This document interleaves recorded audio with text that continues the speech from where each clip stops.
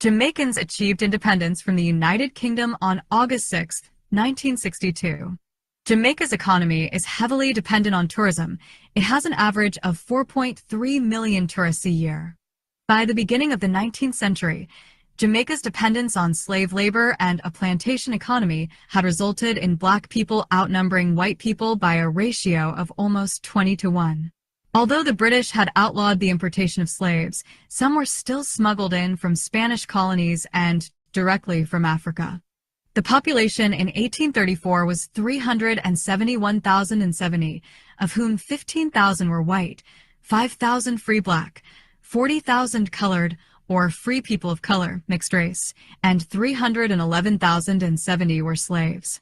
The resulting labor shortage prompted the British to begin to import indentured servants to supplement the labor pool, as many freedmen resisted working on the plantations. Workers recruited from India began arriving in 1845, Chinese workers in 1854. Many Jamaicans are descendants of South Asian and Chinese people. In 1871, the census recorded a population of 506,104 people, 246,573 of whom were males, and 259,581 females.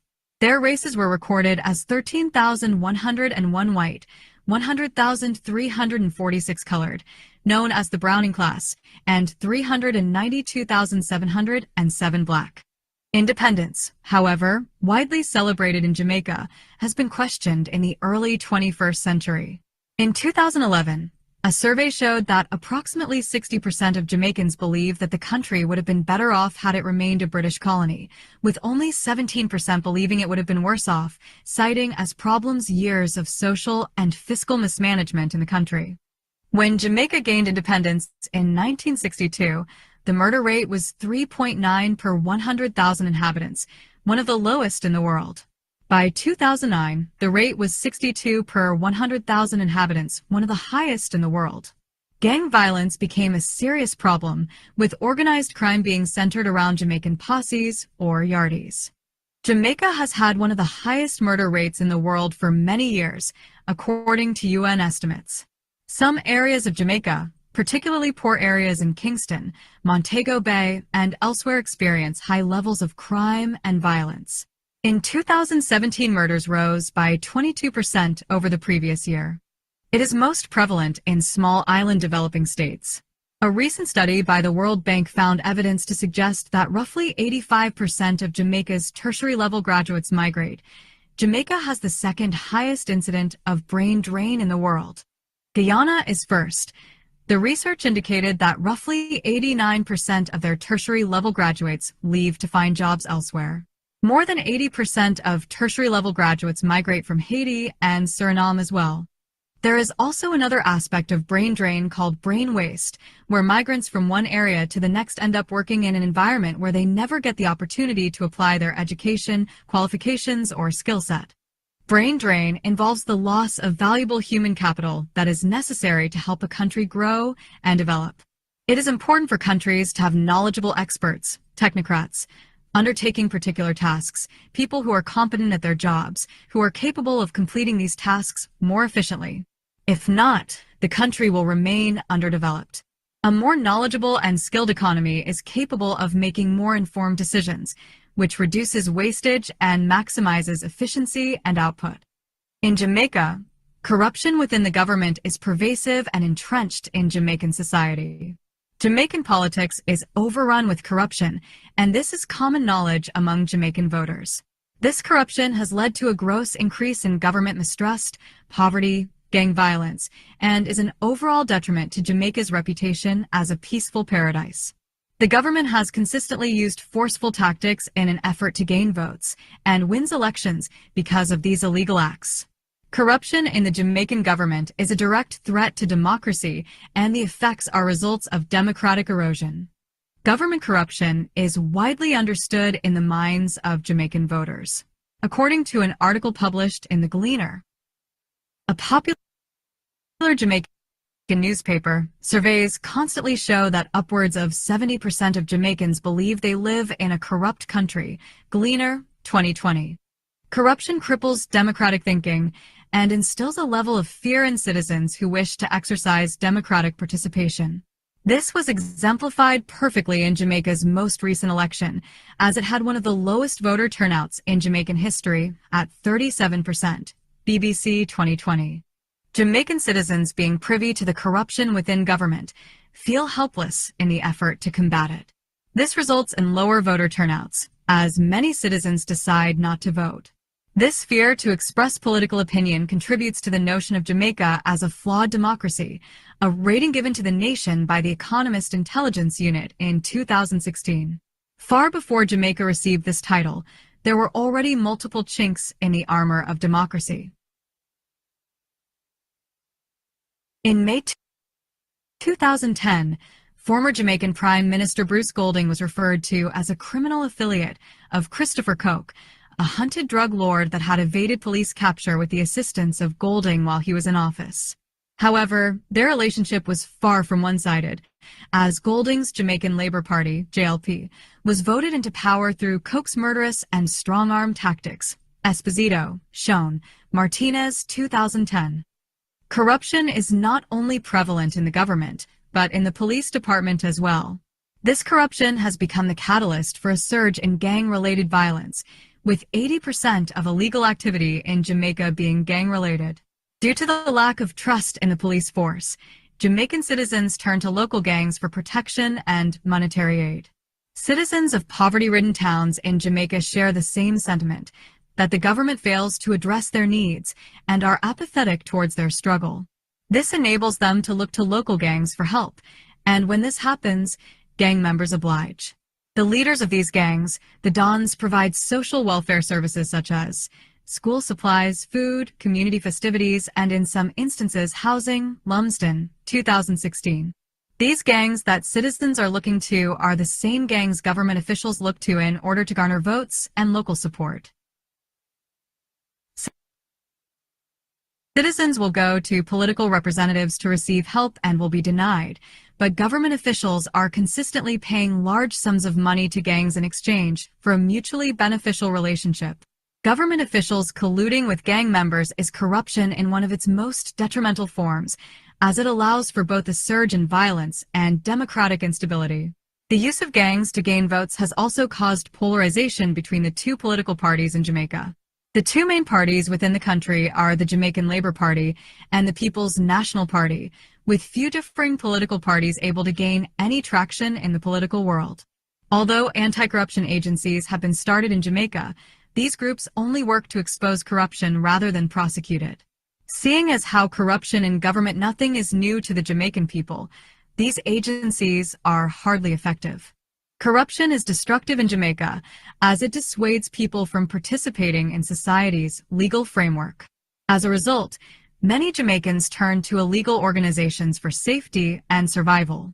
Depending on gang members for community aid, while also knowing that your government relies on those same gangs for their personal gain, is no way to live. However, it is the reality in Jamaica. I think that if a multifaceted approach is not taken against corruption, it will never stop.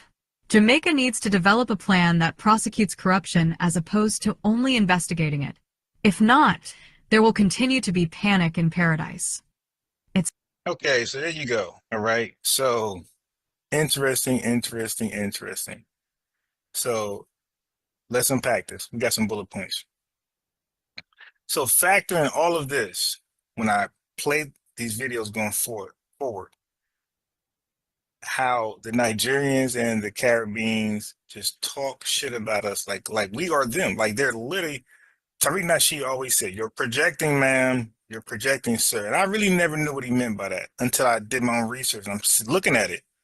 Like, yo, you're projecting your views about yourself, which is, you see, a shithole people. You're projecting that on us when you come over here. Your disgust with yourself in your homeland, you're projecting on us when you get here because we kind of look like you, but we don't look like your homeland. Okay, let's unpack what we heard. Okay, so in Jamaica, like Babylon said, they'll go back just to visit. They'll never go back to live. Okay, So Jamaicans, they outnumber the whites 20 to 1. So when they brag about rebellions, I don't even know if you can call it that. I don't know if you could call it a rebellion if you outnumber the people you're rebelling against 20 to 1. That's not a rebellion. When you were being colonized by the British, okay, you had the lowest murder rate in the world. When you guys sought in, for independence, when you guys begged for independence and was granted it, and was granted independence, you guys went from the lowest murder rate in the world. Now you're governing yourselves as savages and primitive people, barbaric people. So now you went from the lowest murder rate in the world to the highest murder rate of the world. So when they come over here, okay, I already can, illegally, legally, and they say, hey, look at Chicago. I got news for you. Chicago is a city amongst so many hundreds of cities, right? You guys are the Chicago of the world. Do you get that? You are the Chicago of the world. Jamaica is the Chicago of the world. You're comparing a Chicago city to a country. As a result, 60%, they did a poll in 2011. 60% of Jamaicans said they'd rather be under British rule than to be independent. And you guys have a nerve to say we are the worst representation of blackness in the world. 60% of you rather be under the rule of Zaddy than to be independent. That's why don't let these guys talk about Jamaica's pride. These guys are they don't have any pride. They are quick to drop that flag. Case in point, watch this. They are quick to tether on another identity. They are really, really quick to tether on another identity. I'm going to show you. Case in point. Why do I never, why are we doing this clip? I'll come back to that. Matter of fact, I never got the clip ready. These guys want to be under colonial rule. 60%. This is 2011.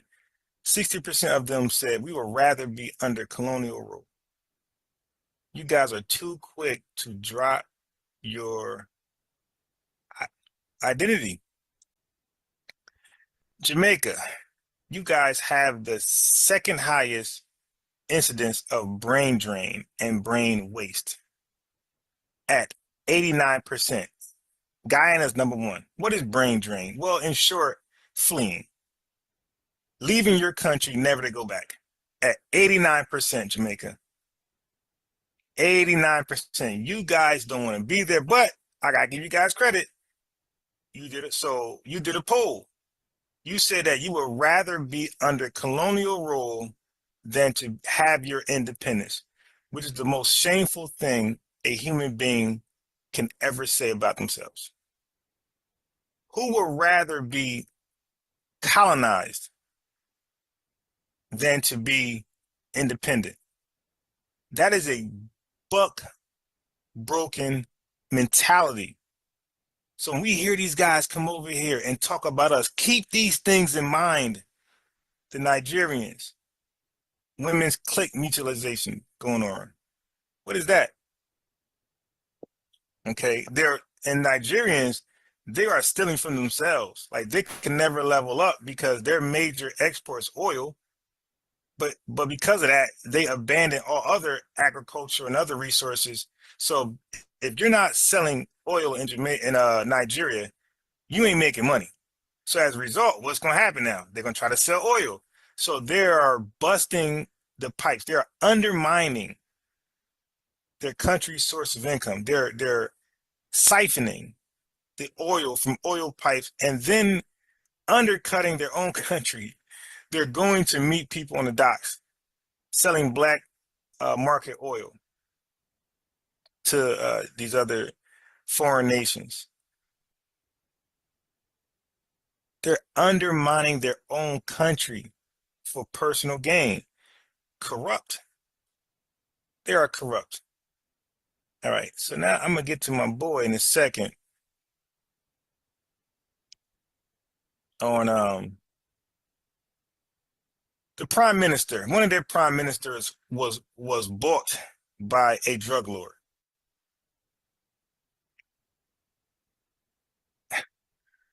Oh my God. Babylon says they practice a culture of corruption, 100%.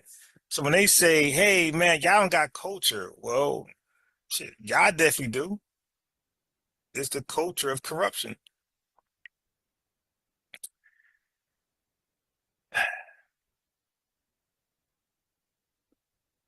Chicago is Beverly Hills compared to Jamaica. That's what I said. If you take O Block and drop it off in Jamaica, yo, they would be a spectacle. Like they would think that's Egypt. Like, wow, look at them, man. Look at their tight jeans. Look at their Jordan ones. Cassette said he dropped all the jewels I dropped. Yes, sir. I'm trying to tell you, man. Over here, day and night, I just research, and I won't give up on. Well, I'm pretty much done with Jamaica and Nigeria. I think I squeezed that lemon. Those lemons dry. So now I'm on to somebody else. Who is going to be? Somalia, Sudan, Trinidad, and Tobago. Who is going to be? Well, it's the person that I hear talking, woofing the most. It's the person woofing the most about us. Okay, let me see somebody else woofing about us. They're next. Their country will be next. But Nigeria and Jamaica, they do the most woofing about us. The most woofing about us. Jamaica has the highest cases of paternity fraud at 34.6%. Nigeria is coming in a close second at 30%.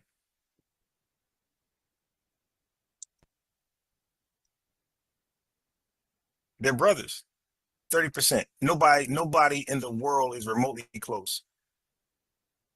So you're looking at 34%, 34.6%, you're looking at 30%. Canada and the UK are at 2 point and 1 point, 2 and 1 compared to 30 and 34. Now, let me show you your brother. This is what you guys do the first chance you get in your homeland. When he was 12, 22 years ago. He's now staying with his sister, who stayed behind in Jamaica. This is the first day in a country he only has grainy memories of. I've been with my partner about 14 years. I've been with my partner, we have 2 kids. Back in the UK, I've got my dad who lives in the UK. And I'm just here. Do you feel British or Jamaican? I feel British. I was there from a child. I went to school there. You went to school somewhere else, so you're no longer Jamaican. This is how fast they're willing to throw away their identity, their quote unquote culture, their pride, their Jamaican pride, right in the trash to be British. Look at this guy. I feel British. I was. Do you feel British or Jamaican? I feel British. I was there from a child. Do you feel British or Jamaican? I feel British. I was there from a child. Do you feel British or Jamaican? I feel British. I was there from a child. One more Do time. you feel British or Jamaican? But we want this in slow motion because we really can't believe what he just said. I feel British over Jamaican. I feel British. I was there from a child. I went to school there. I went to college there. I spent my whole life there. I highly doubt you went to college, my boy. So now, why is he back in Jamaica? Right? Right? Because you can take you can take the corruption out the country, but you can't take the country out the corruption. All right, here we go. Even my clothes, I have no clothes. I came here with one little plastic bag with 2 pairs of jeans in it. So everything is still in the UK. Rayan was convicted of burglary 3 years ago and spent 12 months in prison. Since then, he's been fighting his deportation to... So this guy, what happened to we got to work twice as hard? What happened to we got to work twice as hard? You're in the UK for a better life, better opportunities, and you're over there committing armed robberies. You're over there committing armed robberies. What happened to this? We work twice as hard as FBAs. All this cat. All right, let's move on.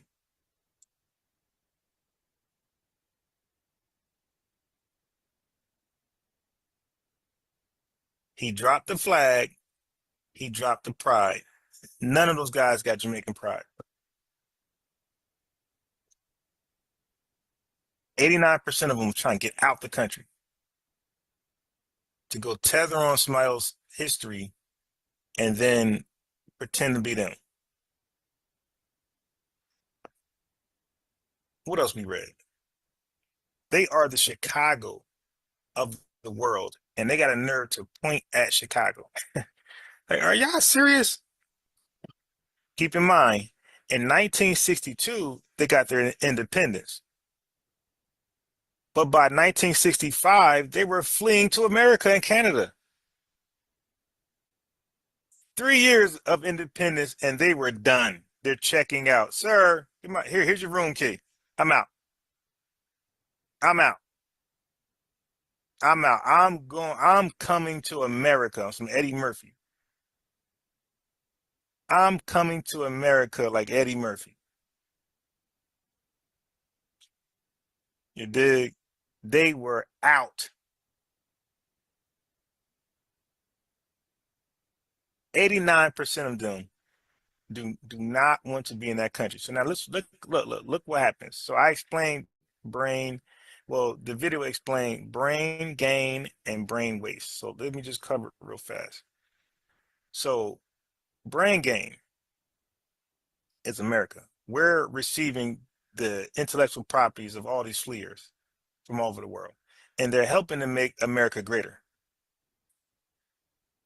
As a result, you're crippling your homeland because you're using your education, right? You guys are so smart and you guys work so hard, right? Well, guess what? You're not smart in your homeland and you're not working hard in your homeland. You're being smart over here and you're working hard over here. So as a result, your country's not getting smarter and no work is being done. Nothing's being built in your homeland. So you basically turned your back on your homeland. You're leaving it there to rot. You're leaving it there to fend for itself while you quote unquote live your best life over here, but your best life over here is not really a best life in American standards. You are living basically a normal life, if that, if that. But you damn sure ain't got your feet kicked up. So a lot of you come over here and say, hey man, we got to work twice as hard as FBAs. Everything is comparing themselves to us. They're so obsessed with us. Everything is about comparing themselves with us. You got to work twice as hard as us. You work harder than us. You work harder than us. I disagree. I disagree. What I say is you don't work hard over here. Instead, you get worked hard over here. I'll say it again. You don't work hard over here. You get worked hard over here because of your illegal status. See, America is a capitalist country, and we exploit labor. That's what this country does. Once they see you have no paperwork, which a lot of you guys don't, you get worked hard. You don't work hard. Working hard is a voluntarily self-prideful thing that a person would do to show their wealth, right? their wealth and accumulating wealth for the job, but they really show their worth. That's what I want to say. They show their worth to a company. Look how hard I work. So you're doing it voluntary. It's voluntarily. Getting worked hard is not voluntary. Okay, that's the company taking advantage or exploiting you because you don't have proper paperwork. And then some of them will threaten to call ICE, or some of them will threaten to kick you out without pay because, again, you have no, think about this. This is not capping, this is not joking. You have no rights. You literally have no rights. So they could just not pay you and kick you out. All right. So that's what's going on. You don't work hard, you get worked hard. All right. Let's move on. You ever wonder why they travel to Ellis Island and not to the deep south where we were? 97% of FBAs, when these black immigrants came over here, 97% of us were in the south. We were not in the north like that. In New York, like we made up 4.7% of the population in New York. We were in the south. These guys came, they took that little rowboat and they Euro stepped to the north, to New York. They skipped the south. They delineated. They were divisive first. Why do you ain't come to the south and help us out, build an alliance with us? Now, we could have really been one. You chose to go to the north, New York, so they literally have no southern experience. And this is why they don't have swag. This is why we can see them for who they are. They're not like us. They don't have that southern stamp. They don't have, you need that southern experience in America. This is why they can't sit right. They can't walk right. They got to look at us to see how to walk and sit and talk with your hands and talk with your head, how to roll your eyes. They got to look at us. They got to cosplay. All this stuff comes from the South. I have this tweet by McBeanie _, and they said African Americans are by far the worst representation of Black people. They are obnoxious, self-righteous assholes that make people's lives a living hell anywhere they go. And then she got like 390 likes. Is she also Black? No, I don't know what she was. But Okay. This is what she said. Yeah. Wow. That's really a lot of hate, I feel like. I don't even really feel that way. I feel like Okay. So she said, so this Jamaican woman who's responding to the hateful comment in some type of social media platform. She admitted that the words were filled with hate and they were harsh. that mom would say, because I'm obviously like American, right? And I'm born and raised like in New York. So I have a lot of like culture, you feel me, from America. But like my mom would agree with that comment. She would agree with that post. She would. Okay, so she just said that those words were full of hate and they were harsh. And then she said, my mom will agree with those hateful words directed at FBAs and those harsh words directed at FBAs. So we don't want to hear about this goes back and forth. These are parents who are coming over here with that hatred and those harsh words and accepting those things in their kids.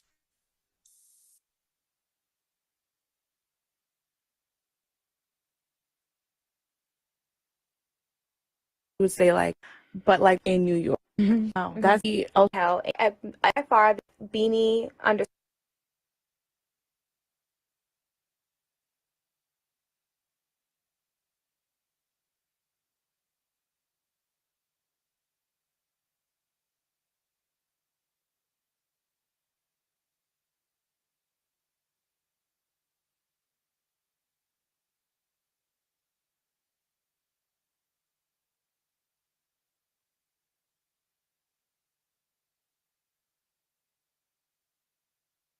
underscore, and they said African Americans are by far the worst representation of Black people. They are obnoxious, self-righteous assholes that make people's lives a living hell anywhere they go. And then she got like 390 likes. So all that we know about Nigerians and Jamaicans, right? And somehow we are the worst representation of black blackness or black excellence. Okay, now listen to this tether. She's gonna say that those are harsh and hateful words, and at the same time, in the same breath, she's gonna say my mom believes those harsh and hateful words towards FBAs, and they want to convince you that this goes back and forth. Is she also Black? No, I don't know what she was. Wait, what do you want? Hey, go ahead and drink. Come on. I gotta work. Let me work. But this is Okay. what she said. Yeah. Wow. Mhm. That's really a lot of hate, I feel like. I don't even really feel that way. Okay, now it's a lot of hate, harsher words. She don't feel that way, but her mom does. But then she can't hold her image, her fake image too long, because then she's gonna feel that way in a second. This is why I'm trying to tell you guys, stop wasting your time trying to build an alliance with them right now. That's probably something later on in the future. But there's too much of this inside of them. It'd be too phony. It's like trying to establish a relationship with a racist white person. And you might surprise yourself. You might get more things done.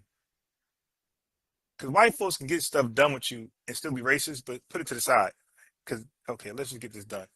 These guys, nah, they wear their racism, or not racism, but they wear their hatred on their heart. You see it. Okay, watch this. Feel like that's a little harsh. Basically, like American, right? In America, but like my mom would agree with that comment. Like she would agree with that post. She would say like, lazy, like loud, rude. Okay, now they keep saying lazy. They keep saying lazy. You guys want to be under the thumb of colonial rule right now. You guys don't want to be independent. Who is more lazier than Jamaicans? 60% of them voted in 2011 in the 2011 poll that they will rather be under colonial rule than govern themselves. Most of them are in there making no money in their country. Remember, I said in America, they would say they work hard. And then I would say, no, you are worked hard. Well, in Jamaica, they hardly work. So in America, they're not hard workers, they get worked hard. And in Jamaica, they're not hard workers, they hardly work. Okay? All the negative connotations. That's interesting. So let's explore that. Yeah, that's really All right, so now I'm going to play the full video from here. interesting. Underscore Black people. Live. That's really hard because I'm out. You feel me? From America, like, lazy, like loud, rude, all the negative connotations like you can think about when it comes to like like born and raised like African Americans. That's what my mom was gonna call them, right? Yeah. So why would she say that? Because I don't like Jamaican, like Caribbean people. I don't even know if it's like a Caribbean thing or just like a Jamaican thing. But Okay, you see that? She tried to pin these views on just her mother. And she tried to exclude herself. I don't feel like that. But then she said, I don't know if it's a Caribbean thing or a Jamaican thing, okay? So now she's including the entire country and almost all the Caribbean. So she didn't say, I don't know if it's just my mom thing, or she said, I don't know if this is a Caribbean thing or a Jamaican thing. So she extended this hatred and these harsh words to her entire country and possible to all of the Caribbean. Let's hear it one more time. But Caribbean people, I don't even know if it's like a Caribbean thing, because I don't like Jamaica, like Caribbean people, I don't even know if it's like a Caribbean thing or just like a Jamaican thing, but we come here, well, my mom comes here and she's working, right? Like, Okay, you see this?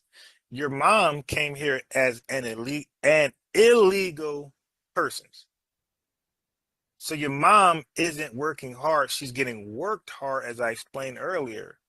Okay, they're exploiting her because she's illegal. She has no rights. she's like busting her butt. Her mom is here busting her butt, and like Now, they act like they come over here without any assistance, without any government assistance. They act like they just come over here and start working and buying homes. I ask you guys this. Her mom came over here as an illegal person. Illegal. Did she come over here with 80K liquid? Okay, so that means she had to seek refuge somewhere. When she got off the banana boat, okay, let me show you the boat.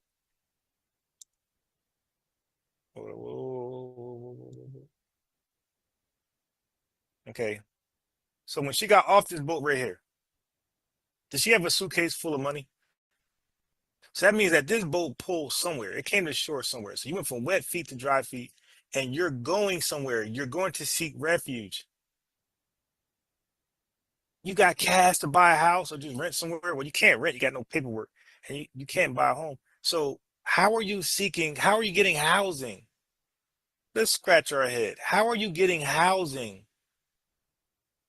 Oh, you're going to a neighbor's home? Okay. At some point, ain't your mom living on her own? So again, how is this happening with no paperwork? I smell government assistance somewhere. But listen to the tether. Listen to what she says next. Okay, she's really like her black stereotypes are like outdated. These are like the '90s stereotypes. Like, update your update your stereotypes if you're gonna be good at it. there's this, and I'm from New York, so like I don't